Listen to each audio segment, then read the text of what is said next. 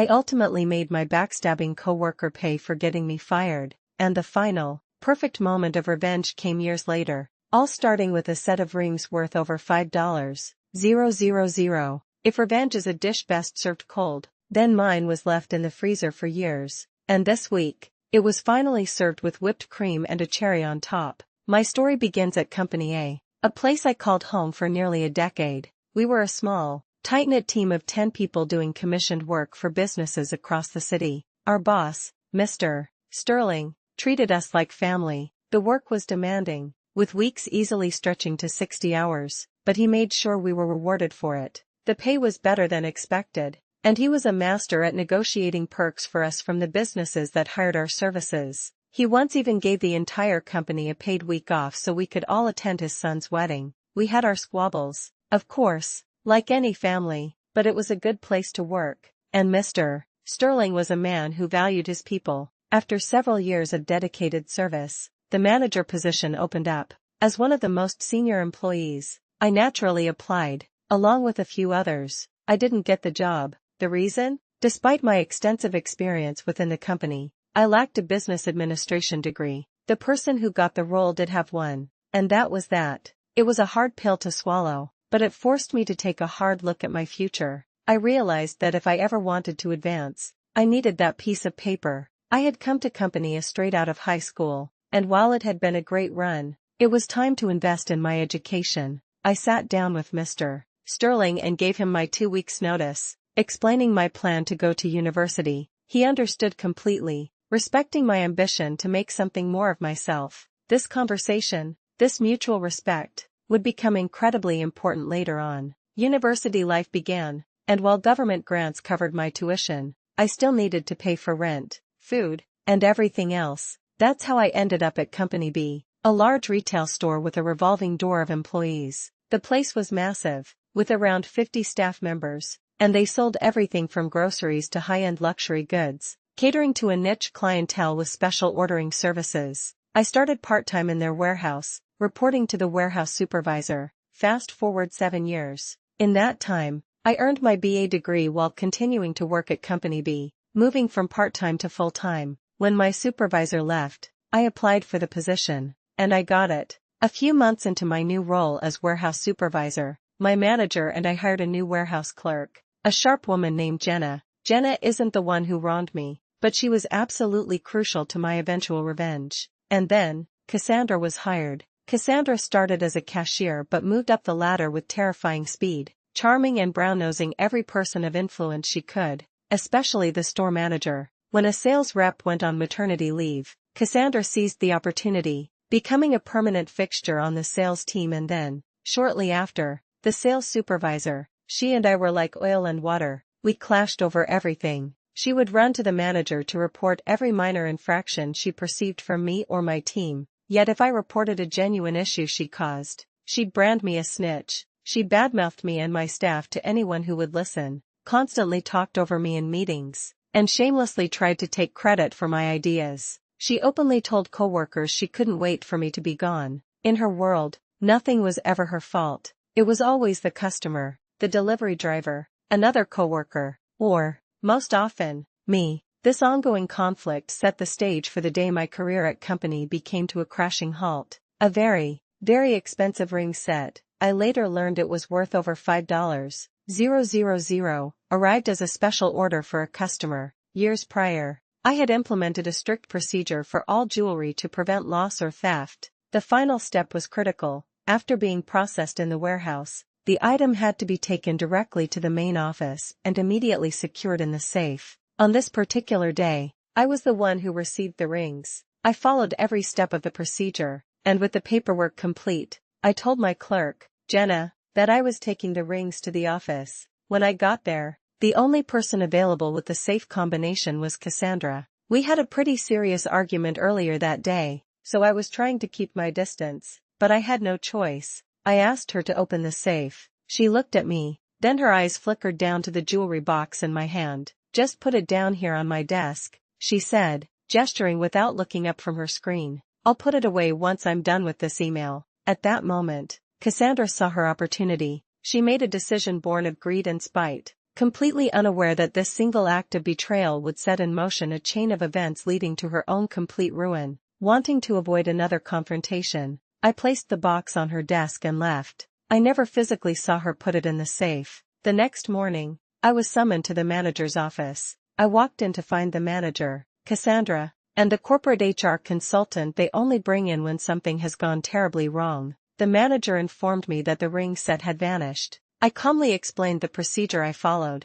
stating that the last I saw them, they were on Cassandra's desk, awaiting deposit into the safe. Cassandra then claimed she had checked the box after I left and that it was empty. The manager slid the jewelry box across the table. Sure enough, it was empty. I swore to them that the rings were inside when I handed them over, but it was my word against hers. To make matters worse, the in-store security camera system had broken down a few days prior, so there was no footage to prove either of our stories. Someone had to take the fall. That's when Cassandra struck. With a look of feigned concern, she pointed out that since the rings were last seen in my possession, the responsibility was mine, and she was technically right. I was the last person to physically handle the package, and I couldn't prove she had ever even touched it. She shot me a look that screamed, "Gotcha." After being asked to leave the room, I waited for what felt like an eternity. When I was finally called back in, the manager delivered the verdict. Since I was officially responsible for the rings at the time they went missing,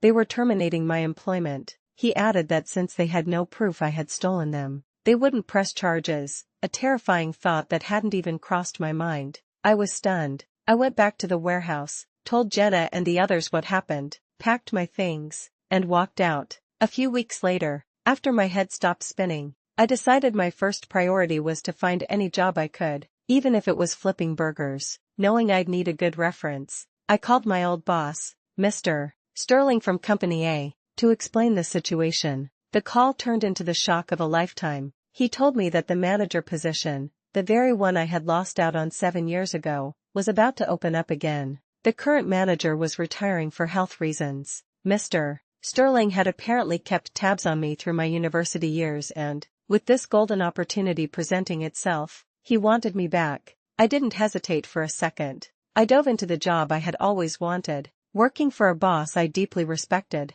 I thought the whole ugly chapter with Company B was behind me, but I had no idea that the seeds of revenge were already being sown by the one person who knew I was innocent. After I was fired, Jenna knew I wouldn't steal anything, let alone something so valuable, but she was smart. She knew that without proof, confronting Cassandra would be useless and would only put a target on her own back. So, after talking it over with her husband, Mark, she hatched an unbelievable long-term plan. She started getting friendly with Cassandra, making comments like, "I'm so glad he's gone, and I wish he had been fired so much sooner." Cassandra, high on her victory, soaked it all in. Within weeks, Cassandra invited Jenna and her husband, Mark, over for drinks with her and her husband, Derek. For over a year, the two couples became close friends, having regular weekend get-togethers. On occasion, Jenna would strategically badmouth me, and Cassandra would eagerly agree, solidifying their bond. As one person later wisely pointed out,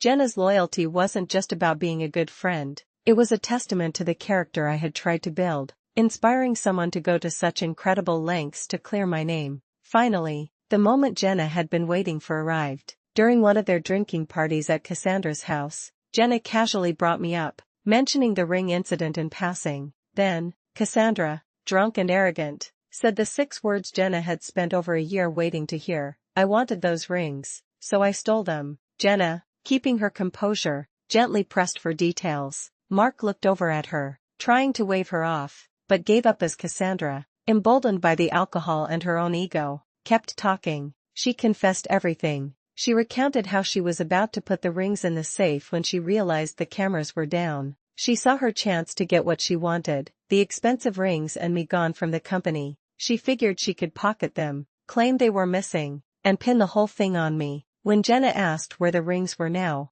Cassandra, too drunk to see the trap, not only told her but proudly showed them off in her bedroom. The entire time, Mark had been secretly recording the whole conversation on his phone. His earlier hand-waving wasn't a warning to stop, it was a signal that the recording had begun. Jenna and Mark had proven that night what true friendship was. Loyal friends are truly worth their weight in gold, or in this case, a set of very expensive rings. The very next workday, Jenna gave a copy of the recording to the manager. The police were called immediately. Cassandra was arrested, and a raid of her house turned up the stolen rings. Soon after, I received a call from the prosecutor's office. Cassandra had been charged with theft over $5,000, among other things, and they wanted me to testify against her. I said yes without a moment's hesitation. At the trial, the prosecutor had me, Jenna, and Mark testify. He then played the recording of Cassandra's drunken confession for the entire court to hear.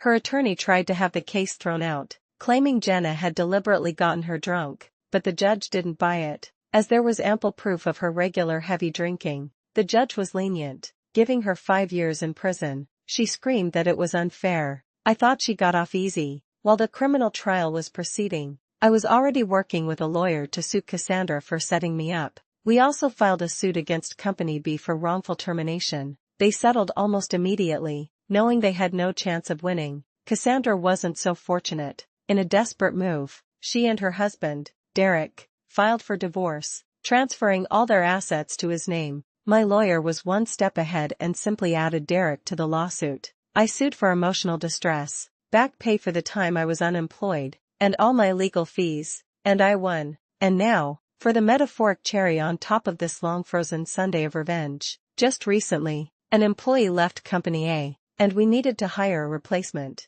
As the manager, I was working with Mr. Sterling to go over resumes and set up interviews. He handed me a stack of potential candidates for the coming week. As I sifted through them, one name caught my eye. It was Cassandra. It had been almost 6 years since she was fired. I looked at the resume, and my first instinct was to tear it to shreds. But then, a slow, evil smile spread across my face. I told Mr. Sterling to schedule the interview. She came in at her assigned time, her face plastered with a practiced, brown-nosing smile. Then she saw me, sitting behind the manager's desk. Her smile vanished. Her face went white as a sheet. I leaned forward, clasping my hands on the desk, and let my own evil smile grow wider. All I said was, "Ah, Cassandra, how have you been? Remember me?" She stared, completely frozen, a deer in the headlights. I picked up her resume, glanced at it, and then met her terrified gaze. "I'm sorry," I said,